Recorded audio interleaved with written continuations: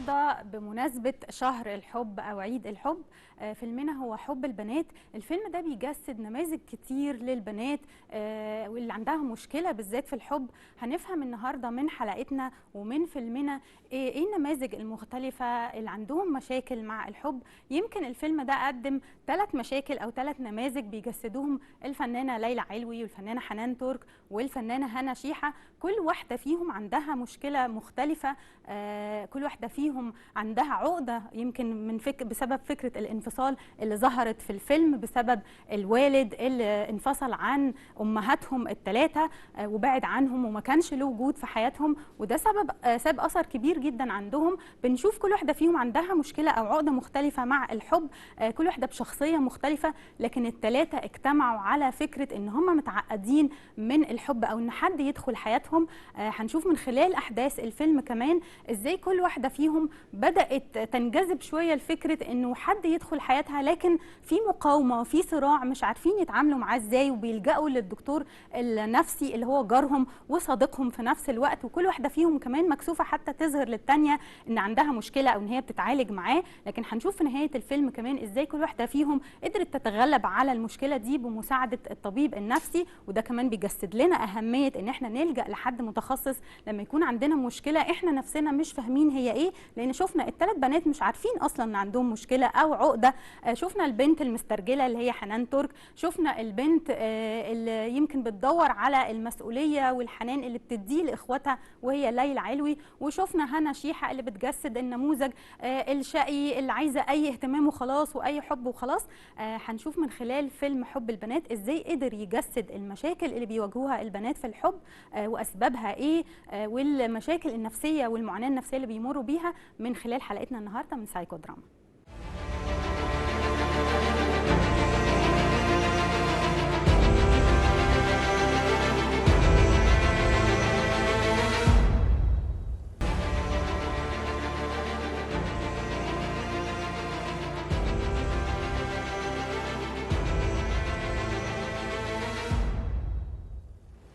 مشرفنا النهارده دكتور احمد فوزي صبرا، استشاري الصحه النفسيه. اهلا بيك يا دكتور معانا. اهلا وسهلا بيك يا دكتور. شفنا من خلال المشهد ده يا دكتور وهو بيتكلم عن فكره انه مشاكل كتير ممكن يكون واحد بيمر بيها سببها اصلا الحب. واحنا حلقتنا النهارده بنتكلم عن اشكال الحب او المشاكل والمعاناه اللي بيمروا بيها بالذات يمكن البنات، زي ما فيلمنا بيقول حب البنات، لان يمكن البنات اكتر عاطفيين شويه، فلما بتبقى بتعاني من الحب بتبقى المعاناه كبيره جدا يعني.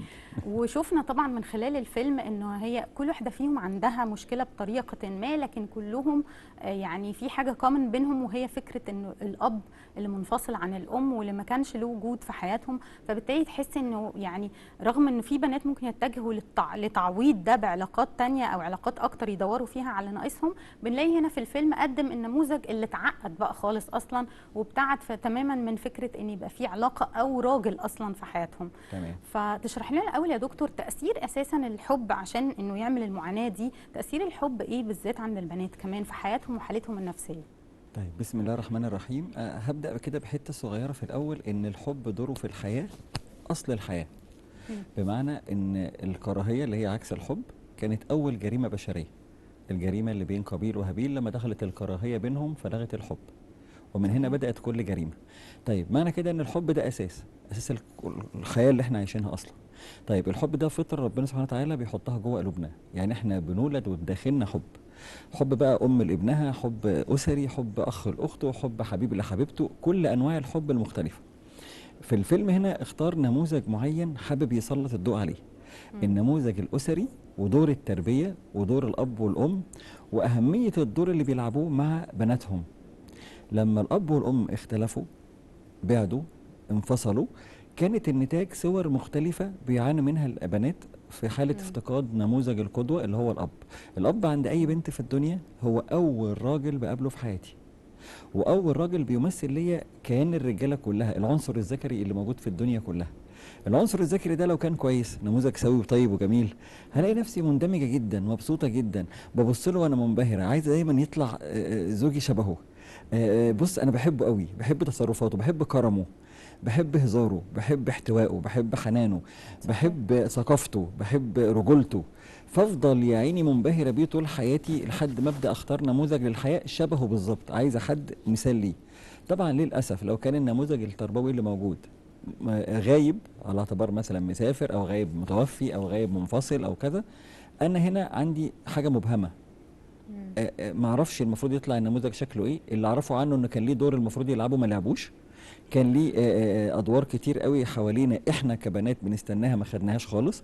يبدا بقى طبعا حسب الحاله دي مفتقده لايه. يعني اب مثلا مطلق مامتهم وبتسمع عنه اخبار سيئه، اب كان له ذكريات سلبيه قبل الطلاق، خناقات وزعيق ومشاكل ومشي. فانا النموذج ده بالنسبه لي انا ده بقى العقده اللي جابها هنا، مم. ان النموذج ده بالنسبه لي لا يمثل الا شيء سيء. نموذج الراجل صحيح. ده عباره عن حاجه سلبيه، ده اللي انا شفتها منه بصراحه. مم. يعني حياتي ما فيهاش رجاله كتير، لكن الراجل اللي انا شفته اللي هو بابا كان حاجه مش عايز اقول لك مش حلوه خالص. مم. فيخليني اقول طب ايه الحلو عشان ارتبط؟ ايه الجميل في الارتباط اذا كانت ماما هي ارتبطت وكانت النتيجه اولا هي تعيسه، رقم اتنين تجربتها غير ناجحه، رقم تلاته احنا نفسنا اتاثرنا، يعني اجيب ولادي يتاثروا من بعدي.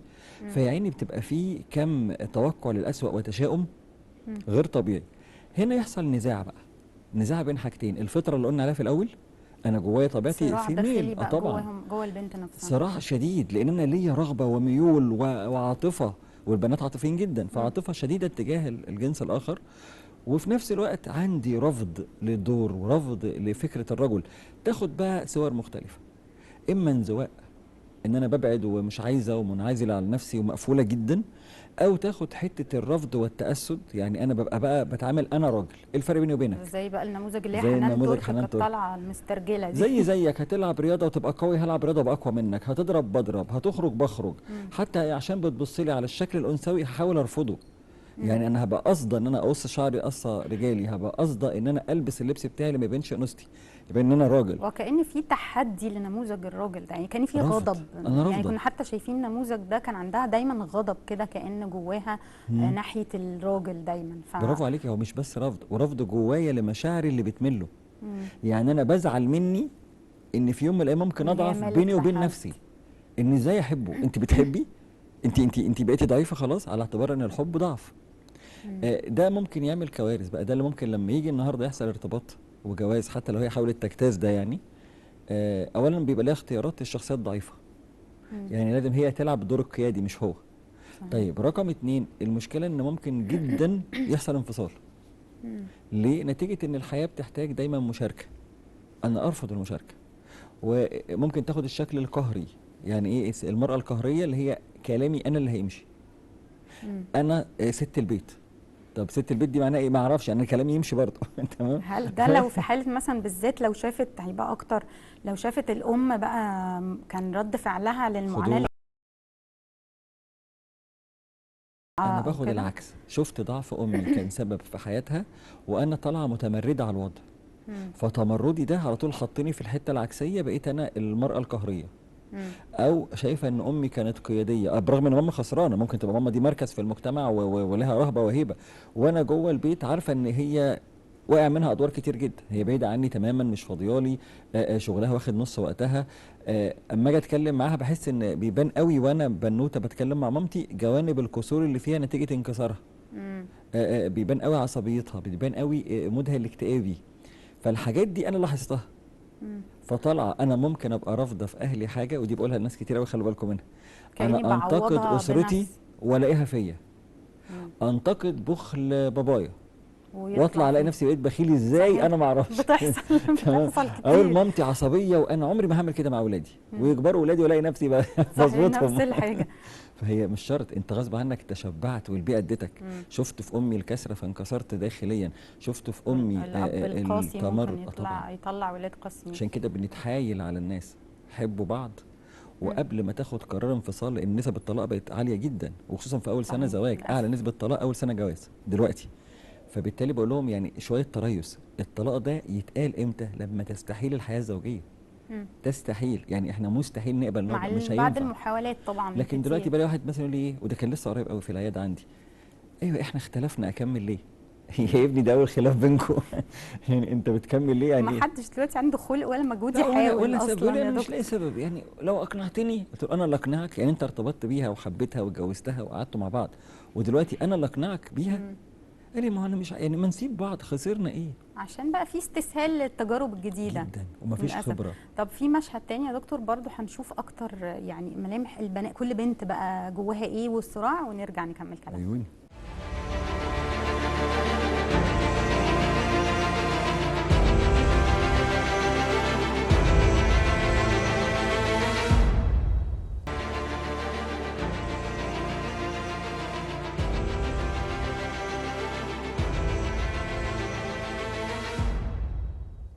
شفنا يا دكتور الثلاث نماذج طبعا عاملينه بشكل لطيف كمان وكوميدي، بيبين بقى الصراع اللي جوه البنات نفسهم لما بدأوا بقى يميلوا الفطرة بقى الطبيعية بتاعت البنت، ان هي بتحب الحب وبتحب حد يهتم بيها وحد يبقى في حياتها ياخد باله منها، دي الفطرة الطبيعية. فبدأ بقى يبقى الصراع ان هم عايزين وبيتلككوا، بس يعني عمالين يحكوا له على ان هي يعني وكأن لسه في حتة مقاومة جواهم بسبب المشكلة بقى اللي عندهم، ان هي خايفة تدخل حياة حد.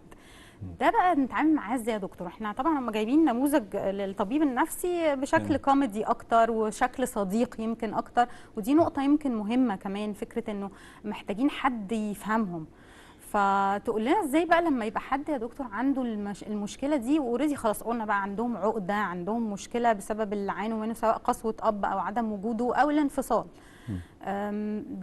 ده يتعاملوا معاهم ازاي بقى؟ هل فعلا لازم بالحوار والكلام ده، ولا لازم يروحوا لحد متخصص ولا؟ طبعا احنا بس هوضح حاجه طبعا، اللي هو نموذج هنا بتاع الدكتور النفسي هو دكتور نفسي كوميدي. يعني ايه كوميدي؟ يعني في حاجات كتير عملها هي خارجه عن الموضوع، يعني في الاخر اتجوز الحاله.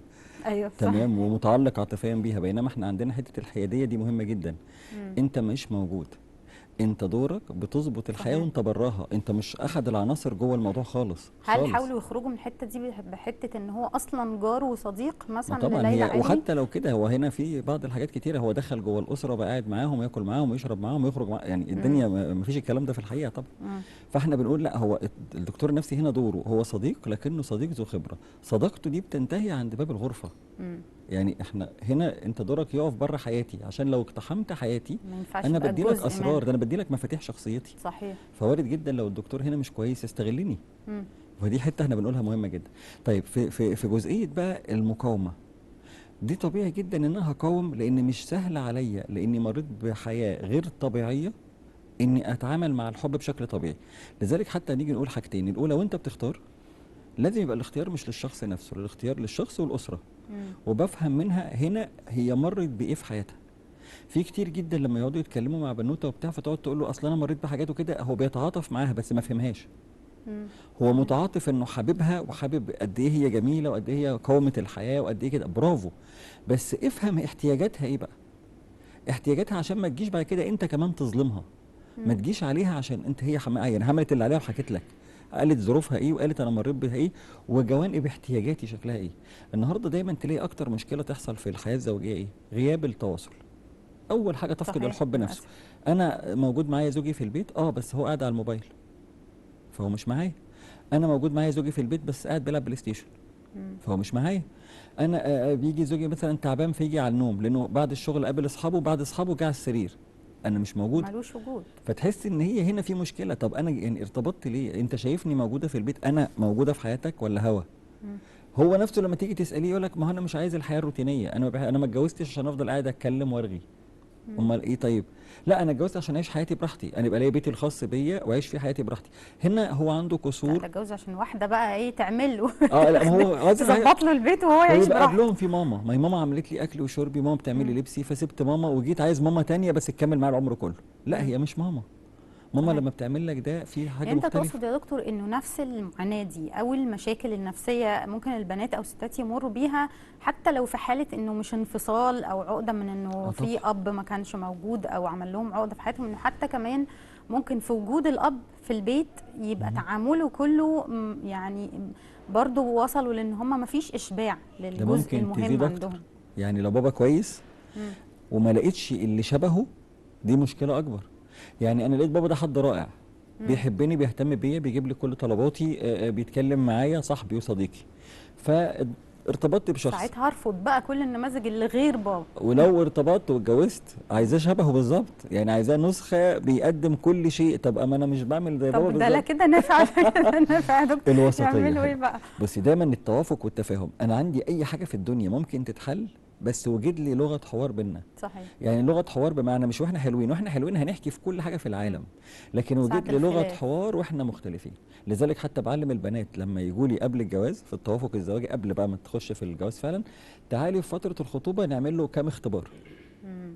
إيه هو طلب كذا، طب ايه رايك اللي هو طلبه ده مش هنعمله، طب ليه ما نقدر اعمله، معلش اسمها مني. عشان تشوف رد تعالي الفعل. نجرب رد فعله في العصبيه ايه، رد فعله في الخصام ايه. في واحد يخصمك ربع ساعه 10 دقايق ويرجع يكلمك مش قادر خلاص. في واحد ما شاء الله عنده الصمت العقابي بالايام بالاسابيع، هي انت رايح فين؟ انت كل ده زعلان؟ اه انا زعلي كده. او لا هربيها، عارفه اللي هو يعني جاي يربيها من اول وجديد وكده، فهو ناوي يأدبها قوي على اللي عملته. في واحد لما يجي يخاصم، للاسف ده اسوأ نوع فيهم، ينسى ان كان بينا اي حاجه كويسه، وتلاقي بقى انفعال، الفاظ، كلام، عصبيه، غلط. لا يعني هو بيبقى بتطلع كنترول، بلاوي خارج كلها السيطره بقى تماما. ساعتها. طب ما تشوفي ده وتقولي انا اقدر مع النموذج ده كده اكمل ولا لا. في واحد للاسف دايما بيكلم اللي حواليه، ياخد النصايح من كل اللي حواليه، فانا مش عارفه له. يعني النهارده قاعد حكى لواحد طلع كويس فقال له نصيحه حلوه، بكره حكى لواحد قال له لا ما تعملش معاه. فيعني انا قاعده مستنيه اراء الجماهير. انا بتعامل مع الجماهير مش مع اللي انا ارتبطت بيه. فانا لازم افهم ده قبل ما اخش في الحياه الزوجيه. صحيح. هيفيدني جدا، هيفرق معايا حتى في تكمله المسيره، انا اكمل ولا ما اقبلش. طيب لقيت ده بعد الجواز، لا هنا بقى في مختلف الامر. يعني قبل الجواز في الخطوبه قلت لي في عندي مشاكل، فرصة. لو اقول لك انا بالنسبه لي لو في مشاكل كتير لا خلاص مش مشكله. طب ليه؟ في 1000 غيره ممكن نختاره. طب احنا اتجوزنا، لا انا عندي الجواز ميثاق غليظ، لازم اخلي بالي اني هعمل مجهود، مش بسهوله هطلق. هعمل بالذات اللي لو في عليا اولاد طبعا. دي التالتة بقى. التالتة هنا لو احنا بينا اطفال الامر مختلف. ليه؟ انا هعمل مليار حل، لان اختيارك واختياره هيشيل عبء مين؟ الاولاد اللي مالهمش ذنب خالص. صحيح. ويجيب لنا بقى النتائج النماذج ويجيب لنا اللي احنا البنات بنشوفها اللي دي. بنشوفها على فكره الاولاد بيتاثروا، بس البنات تاثرهم اقوى شويه. دايما هتلاقي فكره ان البنوته بتتاثر، الولد احيانا لما يكون اب وام منفصلين، حياته اللي بره واصحابه اللي بياخدوه والعالم الخارجي ممكن يدوله يعني تعويض بسيط. البنات لا، البنات بتبقى التاثر عظيم. صحيح. درجه العاطفه اعلى. طيب ما هو ده برضو ياخدنا حته يا دكتور، انه فكره بقى انه ما حصلش اشباع للجزء الامان بسبب عدم وجود الاب، او يعني نموذج اب سيء جدا او مسيء للبنات مثلا. ده بيأثر بقى ازاي على توازنهم النفسي بعدين؟ يعني احنا قلنا ممكن يحصل عقده وهتبقى بتطلعه كمان على جوزها حتى لو اتجوزت غصب عنها من غير ما تبقى فاهمه ان هي عندها مشكله. وده معناه وكأن ان الحب في حياه البنت هو اللي بيعمل كفيل يعمل لها توازن نفسي او مشكله بقى نفسيه. يعني تأثيراته بقى السلبية، عدم وجود الإشباع ده للجزئية دي والأمان، بتبقى تأثيره النفسي إيه غير إن هي تبقى معقدة مثلا من الرجالة؟ لا هو بس هيدي مرضين. يعني حاجة بسيطة خالص. مرض منهم تلت العالم بيعاني منه من السيدات، 34%، اللي هو البوردر لاين بيرسوناليتي ديس اوردر، اضطراب الشخصية الحدية. ده كده تلت العالم، وده ناتج اصلا مش على اي جينات وراثية، ده ناتج عن الوقائع اللي بيمر بيها البنت في مرحلة الطفولة والمراهقة، خصوصا مع افتقاد نموذج الاب، وطبعا سقوط رمز الام.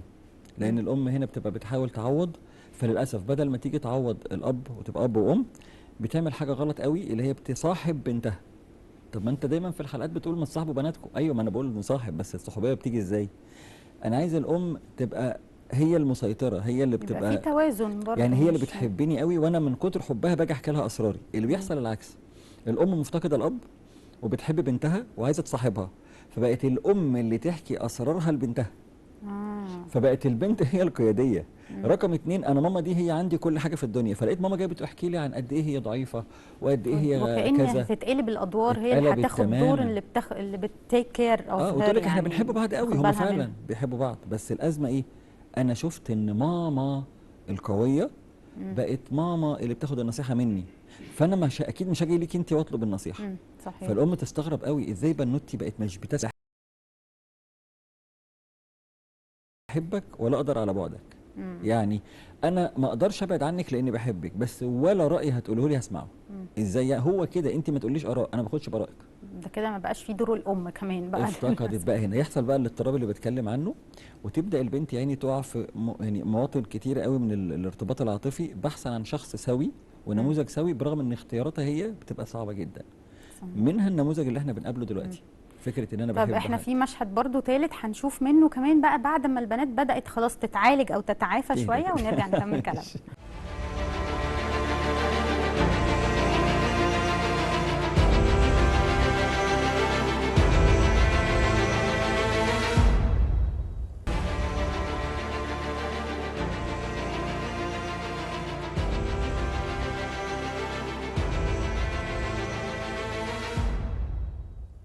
شفنا دكتور في المشهد بقى هم يمكن حصل صراع شويه، بس بان بقى منه اللي هي الخلاصه اللي هو قالها كمان المفروض صديقهم او جارهم وطبيبهم النفسي، ان هم كانوا كلهم مشكلتهم ان هم مفتقدين الامان.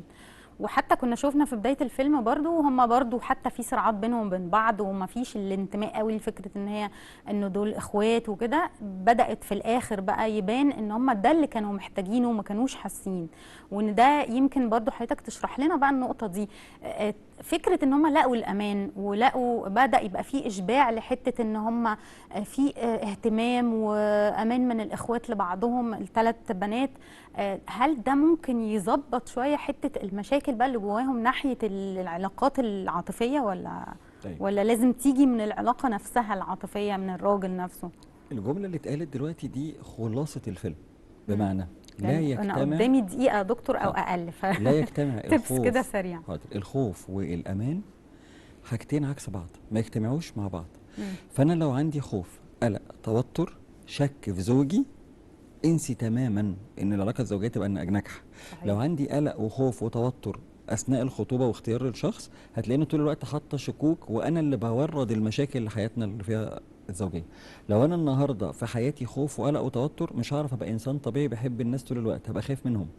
فهو لخصها في كلمه واحده: الحب لازم يكون فيه امان. صحيح. فده خلاصه الفيلم بتجاربه المختلفه، ان اللي خايفه من كذا واللي خايفه من كذا، اللي خايفه من حبها لا يفشل، واللي خايفه من تجربتها لبان هي ضعيفه، واللي خايفه من الاختيار لا يكون خطا، كلهم خايفين.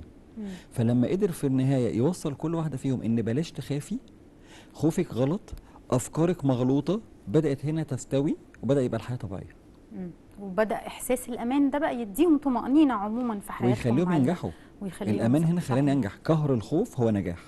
صحيح. ده احنا بنعلمه بقى للولاد عندنا يعني. تمام. انا بشكر حضرتك جدا دكتور احمد فوزي صبرا، استشاري الصحه النفسيه. شكرا لك يا دكتور. ميرسي دكتور وني. شكرا لك، وبشكر كل مشاهدينا، والى لقاء اخر من سايكو دراما وعمل جديد.